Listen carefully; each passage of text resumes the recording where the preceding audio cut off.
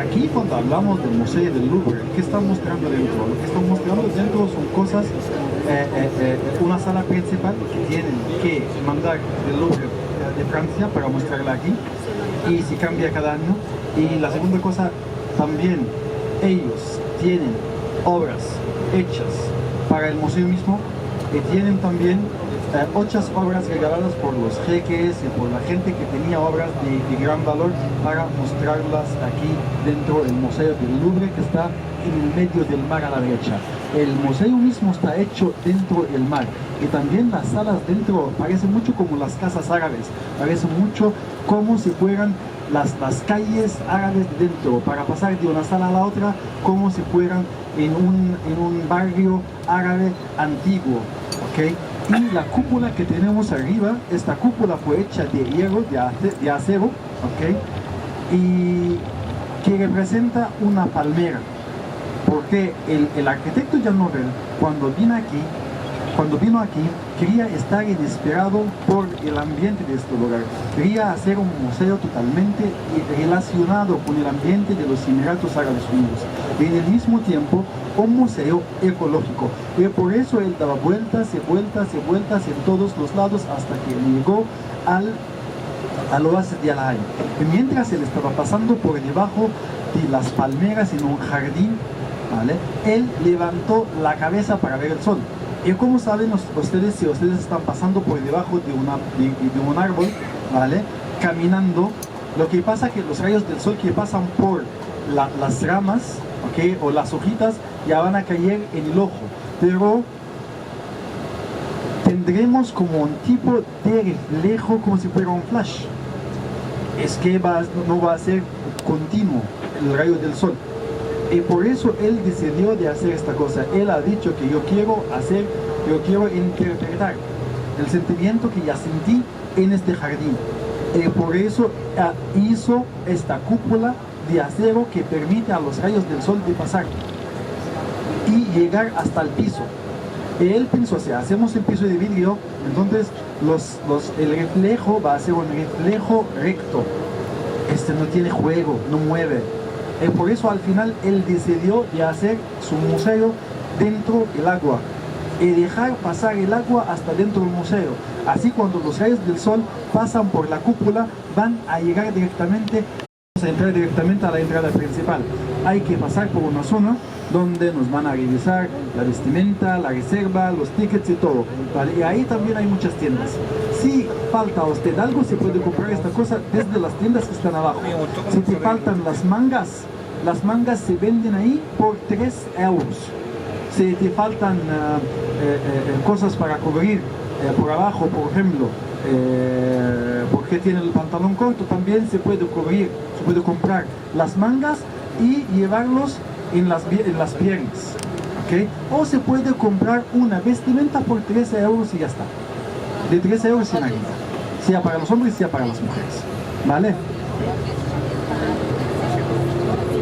Alors, on est repassé à côté de la zone du port, notamment à côté du marché des dates. Donc maintenant, je vais vous parler un petit peu d'une tradition. Donc la tradition du café, on l'a partout dans le monde. On boit le café différemment. Par exemple, en Italie, je sais qu'on a quelque chose qui s'appelle affogato. Donc c'est du café avec une goutte de glace à la vanille. En Amérique, c'est surtout les Starbucks. Et en France, on aime bien finir le repas avec un espresso noir bien serré sans sucre. Donc d'ailleurs, quand on est invité à un déjeuner, on a une phrase qu'on dit souvent, est-ce que ça dit un petit kawa? Kawa, c'est dérivé du mot arabe garwa. Donc, le café traditionnel émirien s'appelle le garwa. À l'époque bédouine, il a été servi depuis très longtemps. À l'époque bédouine, il était servi du coup dans un endroit qui s'appelait les majlis. Majlis, c'est la salle des invités. Évidemment, majlis pour femmes, majlis pour hommes. Et à l'époque bédouine, encore une fois, par exemple, quand les chers avaient des réunions politiques importantes, ils avaient du coup des rendez-vous dans les majlis et on leur servait du coup du café, du garwa, qui était servi par un garçon de café. À l'époque aussi, particularité, les garçons de café étaient sourds. Pourquoi? Pour éviter qu'ils puissent espionner les rendez-vous. On a dû du coup inventer une technique pour pouvoir appeler les garçons de café sans interrompre les discussions. On le fait d'ailleurs toujours à notre époque. Donc, de base, on boit le garwa dans une petite tasse qui fait la taille d'une taille d'espresso qu'on peut acheter dans le commerce. Elle s'appelle les finjan. C'est aussi très mal vu ici de remplir la tasse entièrement. On ne va jamais la remplir en entière parce que c'est vu comme finis ton café et va-t'en. En France, on la remplit à ras-bord. Ici, on vous mettra toujours un quart de la tasse. Du coup, pour pouvoir appeler le garçon de café, pour qu'il vous en redonne plus, vous levez la tasse avec votre main droite, parce que dans la religion musulmane, la main gauche est vue comme haram. Haram, c'est une mauvaise chose. Mais si vous êtes gaucher, c'est pas grave, on ne va pas vous frapper, hein, vous êtes tranquille. Vous pouvez quand même demander avec votre main gauche et manger avec votre main gauche. Donc vous levez la tasse dans les airs pour indiquer au garçon de café que vous en voulez plus. Si vous en voulez moins, pareil, vous levez la tasse aussi dans les airs et vous allez la balancer de droite à gauche tout doucement. Il va comprendre que oui ou non, vous ne voulez plus de café. Aussi à l'époque bédouine, on n'avait pas forcément accès à des denrées qu'on a maintenant tous les jours, notamment le sucre de canne, sucre de betterave, c'était très dur à en trouver, du coup on faisait avec ce qu'on avait, les dattes. Donc la façon de boire le café à l'émirienne, vous allez d'abord prendre un morceau de la date, ça va du coup sucrer votre palais et après vous pourrez boire votre petite tasse de café. Donc il y a plein de petites choses comme ça, je vous donnerai des petits tips à savoir qu'en France on fait, qu'ici on ne fait pas.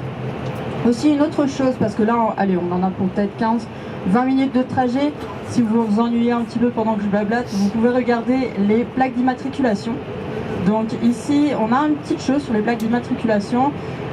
Les Émiriennes de base sont un peuple qui sont très humbles, même si certains ont beaucoup de chance et ont beaucoup d'argent. De base, tous les Émiriens que j'ai côtoyés, toutes les Émiriennes que j'ai côtoyées sont très humbles. Et du coup, une façon de se la péter un petit peu, entre guillemets, les voitures. Je pense que pour ceux qui sont allés à Dubaï, qui sont sortis à Dubaï, vous avez dû voir que là-bas, on aime beaucoup les voitures de sport, les voitures de luxe. Abu Dhabi aussi, mais on les voit plutôt souvent pour le week-end ou pour les occasions, Ramadan ou la fête nationale, etc. Mais on a quand même quelques voitures de luxe, et notamment la meilleure façon de se la péter, encore une fois, ça va être par rapport à la plaque d'immatriculation. Donc vous pouvez voir sur le côté gauche, de base, une plaque d'immatriculation va y avoir 5 chiffres dessus. Plus le nombre de chiffres est petit sur la plaque, plus la plaque va coûter cher. D'accord? Donc quand je dis coûter cher, elles peuvent valoir plusieurs millions de dirhams. Vous pouvez acheter dans n'importe quels émirats et après vous allez la garder. Et après, c'est pas comme en Belgique ou en Suisse, vous n'avez pas à garder la plaque. Vous pouvez la revendre sans problème. Donc, c'est une façon un petit peu de montrer qu'on a de l'argent, mais c'est aussi une façon de donner aux charités. 90% du prix de la plaque va aller envers les charités. Donc, je suppose que vous pouvez choisir les charités pour lesquelles vous voulez faire des donations. Et 10% va revenir du coup au gouvernement. Donc, il y a eu une histoire il y a quelques années, je l'ai vu en vrai.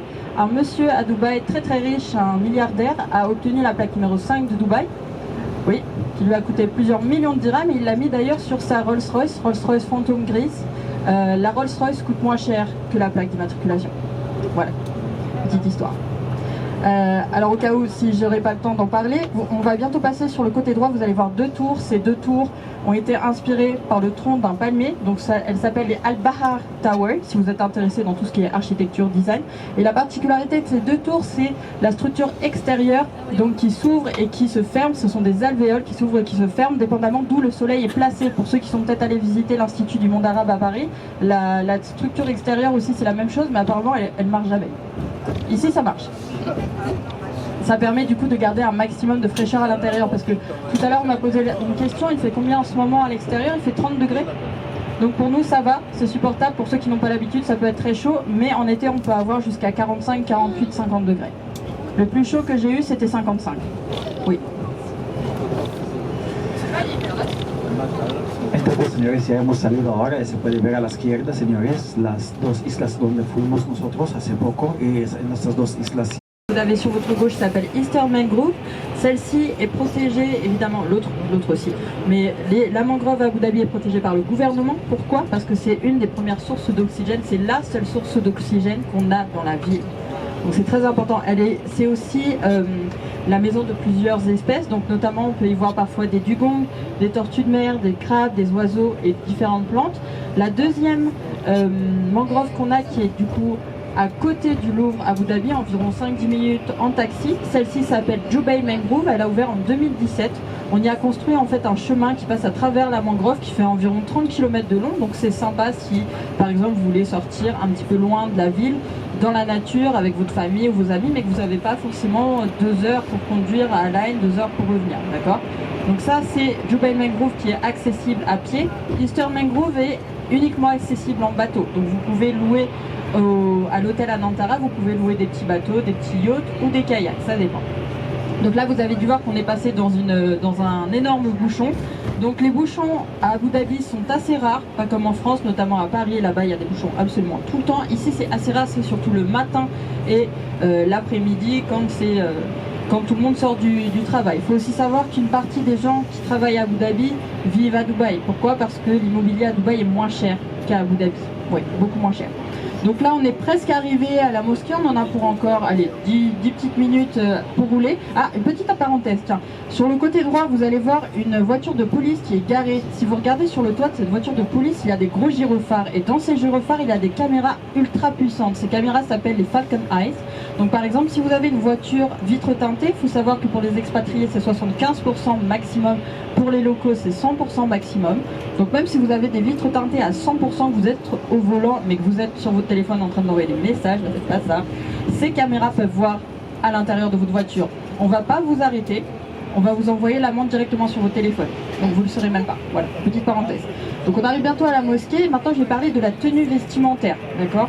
Vous avez dû voir peut-être à Dubaï, peut-être dans le terminal du port, des gens qui portaient la tenue traditionnelle. Donc pour ceux qui m'ont vu à l'extérieur, la grande robe noire que je porte, c'est la tenue traditionnelle des femmes. Ça s'appelle une abaya. Noir, c'est la couleur traditionnelle, mais évidemment de nos jours, on a accès à toutes les couleurs possibles. C'est juste qu'à l'époque, bédouine, on faisait avec ce qu'on avait. Et vu que les femmes cachent un maximum les formes de leur corps, le noir c'était plus approprié que le blanc. Car le blanc, parfois, ça peut être un petit peu transparent. Voilà, c'est ça. Ensuite, quand on descendra à la mosquée, vous me verrez porter sur ma tête ce voile, donc le voile noir qui s'appelle la Sheila. Ensuite, pour les hommes, pareil, ils portent aussi une longue robe blanche, dont cette robe s'appelle Kandoura ou Dishdash. Sur la tête, ils ont également un voile. Ce voile s'appelle la Guptra. Et sur la tête, ils ont un espèce de petit cerceau noir. Donc ce cerceau noir s'appelle le Ekal. Et d'ailleurs, il était utilisé, encore une fois à l'époque bédouine, quand une tribu décidait de planter son camp le soir dans le désert, afin d'éviter que les chameaux ne puissent s'enfuir, on leur attachait les pattes avec ce Ekal qui gardait sur la tête. C'était juste plus facile pour le récupérer. Donc, vous voyez, même jusqu'à maintenant, les Émiriens et Émiriennes portent leur tenue traditionnelle. Après, on me demande souvent, est-ce que tous les Émiriens, toutes les Émiriennes sont obligés de porter ces tenues? Non, c'est leur choix. Mais parce qu'ils sont très, comment dire? Oui, voilà, ils sont attachés à leur tradition, à leur culture, ils en sont très fiers, ils le portent. Mais évidemment, ils ne sont pas obligés. D'ailleurs, on me demande souvent, donc, est-ce que je porte l'abaya, la tenue traditionnelle émirienne, tous les jours? Oui. Mais oui, tous les jours. Je la porte tous les jours. Alors, c'est pas une obligation, c'est un choix. C'est moi qui ai décidé de la porter parce que c'est juste plus facile pour moi le matin. J'ai pas à me prendre la tête, je mets une abaya, je peux sortir. Voilà, c'est simple. Et on me demande souvent si c'est pas vu comme de l'appropriation culturelle. Non, pas du tout, pas du tout. Au contraire, j'ai eu beaucoup d'amis émiriennes qui venaient me voir à partir de... J'ai commencé à porter l'abaya il y a environ 5 ans. Et mes amis émiriens m'ont dit « Mais tu portes notre tenue traditionnelle, mais on est fiers que tu portes ça alors que tu es française, etc. » Donc non, c'est plus vu comme de l'appréciation culturelle. À partir du moment où on porte ça de manière respectueuse, ils adorent. Donc j'ai fait cette petite parenthèse sur la tenue des Émiriens et des Émiriennes parce qu'on va arriver dans pas longtemps. Et à l'intérieur de la mosquée, évidemment, il y a un dress code. Donc pour messieurs, ça va, vous n'êtes pas trop embêtés. À partir du moment où vous avez couvert vos genoux, il n'y a pas de problème. Pour mesdames, par contre, il va falloir couvrir vos poignets, vos chevilles, votre décolleté et vos cheveux. À l'intérieur de la mosquée aussi, on n'a pas enlevé ses chaussures. Oui, pas enlever ses chaussures. Donc, on va avoir plusieurs check-up de sécurité, check-up pour votre tenue vestimentaire. S'il y a des gens qui n'ont pas la tenue vestimentaire adéquate, c'est pas grave. Il y a des magasins qui vendent des abayas, qui vendent des kandouras, ce genre de choses. Donc, on pourra faire un petit arrêt. Vous pouvez déjà voir la mosquée qui se trouve sur notre droite. À droite, vous pouvez voir la belle mosquée. Ouais. Oui. Et vous inquiétez pas, à l'intérieur, vu qu'on n'est pas un très grand groupe, on est environ 29, si j'ai bien compté, 29 Français. Donc vous allez pouvoir rester avec moi et je pourrai vous donner des explications à travers notre circuit dans la mosquée. Donc aussi autre chose, ne soyez pas surpris quand on va rentrer, ça va être assez long d'arriver jusqu'à la mosquée. On doit passer par un tunnel souterrain. On a ouvert il y a quelques années un souk, donc ne soyez pas surpris de voir McDonald's, de voir Starbucks, de voir ce genre de magasin, mais caché. Entonces, señores, ahora ya hemos llegado